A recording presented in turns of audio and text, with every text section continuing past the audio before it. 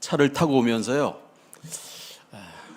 합신 동대위를 만들 때는 마음이 무거웠는데, 이 성수협 이 격려사를 하라고 올 때는 마음이 즐거웠습니다. 얼마나 마음이 감사하고 또 그 마음이 즐거운지, 제 마음속에 이 성수협으로 인해서 한국교회가 반석처럼 든든히 서고 또 한국교회가 살 수 있겠구나 하는 그런 참 벅찬 마음이 저에게 있었습니다. 제 격려사는 26페이지, 27페이지입니다. 제가 한번 쭉 시간 단축하기 위해서 읽도록 하겠습니다.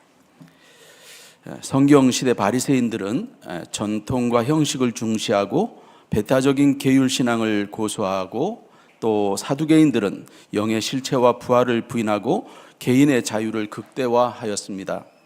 그 결과 바리새인들은 예수님이 메시아이심을 부인하게 되었고, 사두개인들은 사람들이 믿음을 버리고 세속적이고 현실지향적인 삶을 살도록 하는 결과를 낳았습니다. 이 바리새인들과 사두개인들은 서로 항상 대립하는 사이였지만 예수님을 공격하기 위해서는 하나가 되었습니다. 어느 날 바리새인들과 사두개인들이 와서 예수를 시험하여 하늘로부터 오는 표적을 요구하니 예수님께서 말씀하셨습니다. 이에 예수님은 악하고 음란한 세대가 표적을 구하나 요나의 표적밖에는 보여줄 표적이 없느니라 하시면서 그들을 떠나가셨습니다. 요나의 표적은 큰 물고기의 뱃속에서 사흘 동안 있다가 살아난 것처럼 예수님이 십자가를 지신 후 사흘 후에 부활하실 것에 관한 말씀입니다. 제자들에게 예수님이 삼가 바리새인들과 사두개인들의 누룩을 주의하라고 하시니 깨닫지 못한 제자들이 우리가 떡을 가져오지 않았다고 수군거렸습니다. 예수님이 말씀하신 누룩의 의미는, 누룩은 다른 음식물에 들어가 발효시켜서 본래의 성질과 전혀 다른 상태로 변화시키는 것처럼 바리새인과 사두개인들의 가르침을 받아들이면 본래의 믿음이 그렇게 다른 상태로 변화될 수 있다는 것을 경계하신 것입니다. 이러한 바리새인들의 전통은 오늘날 극단적인 전통주의와 맥을 같이 합니다.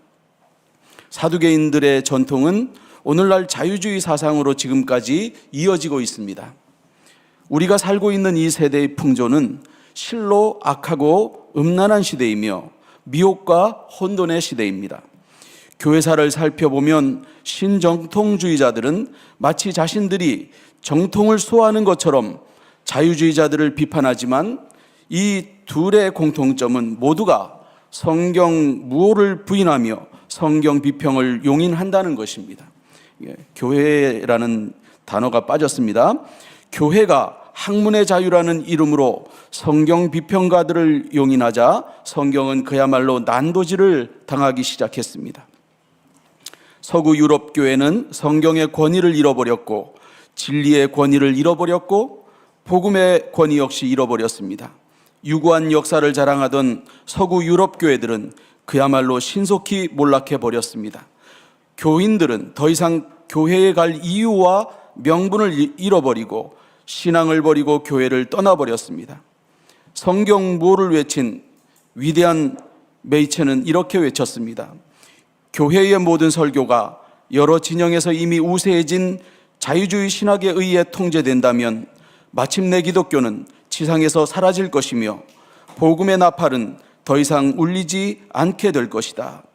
자유주의 누룩은 떡 전체를 망치고 마는 결과를 초래한다고 말했습니다. 얼마나 정확한 지적입니까? 오늘날 수많은 목사들과 신학자들이 이미 몰락해버린 서구 유럽 교회와 신학교에서 공부를 하고 학위를 받아옵니다. 그리고 그들은 한국의 신학교와 교회에 영향을 미칩니다. 언제부터인가 신학교와 한국교회 역시 이 성경 비평을 용납하는 사람들이 늘어났고, 그들이 영향력을 발휘하면 할수록 한국교회는 점점 더 분열되고 힘을 잃고 쇠약해지고 있습니다. 안타깝게도 한국교회 안에는 성경 무호를 부정하는 자들을 철부지 불장난하듯이 소위 형제로 받아들여 교제하면서 한국교회와 신학계가 서서히 오염되고 있습니다. 그렇게 형제로 받아들인 자들에 의해서 성경 훼손 행위는 파괴적이고 재앙적인 수준이 되는 것입니다. 최근 저는 복음주의와 유신진화론을 주장했던 팀 켈러를 관용하며 신학적 의지처로 삼아서 추종하던 한국의 소장파 목사들을 심히 우려하며 글을 쓴 바가 있습니다. 팀 켈러의 근본적인 문제점은 유신진화론만이 아닙니다. 유신진화론이라는 타협적 결과물을 만들어낸 원인은 결국 팀 켈러가 성경 비평을 용인한 것에 있습니다.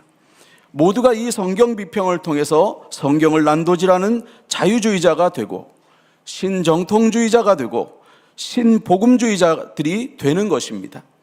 주님의 교회와 성경의 진리를 지키려는 분들은 이를 깨닫고 날마다 경계해야 합니다.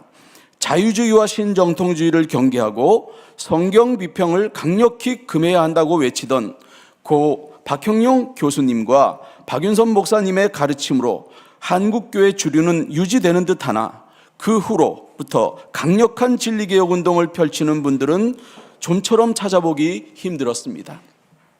이러한 혼탁한 시대의 영적 사조 속에서 조용길 변호사님과 존경하는 한국신학교 교수님들과 목사님들이 시대의 조류에 떠밀리지 아니하고 성경의 완전 무호를 지켜야 한다는 퇴로가 없는 믿음으로 가장 중대한 교두보 탈환을 위한 성경의 신적 권위수호 협의회 성수협을 발족하고 세미나를 열게 된 것은 정말로 타협주의와 혼합주의가 교회를 잠식해가는 이 시대에 가뭄의 단비 같은 얼마나 반가운 일인지 모르겠습니다. 이 성수협 세미나는 시름시름 병들고 변질되어 가던 한국의 신학계와 교회들에게 그 질병의 근원을 정확하게 진단해서 한국의 신학교와 교회 앞에 제시되기를 바랍니다. 우리 한국교회가 가야 될 길은 아주 명확하다고 저는 봅니다. 동성애와 성경 비평을 받아들여서 몰락한 서구 유럽 교회들을 반면 교사 삼아서 한국 교회들은 교회를 분열시키고 무기력하게 만들어 무너뜨리는 성경 비평을 용인하지 않아야 합니다. 사악한 성경 비평가들을 교회 안에 형제로 용인했다가 몰락해버린 어리석은 유럽 교회의 낭만적인 관용을 신학교와 한국교회가 단호하게 끊어버려야 합니다.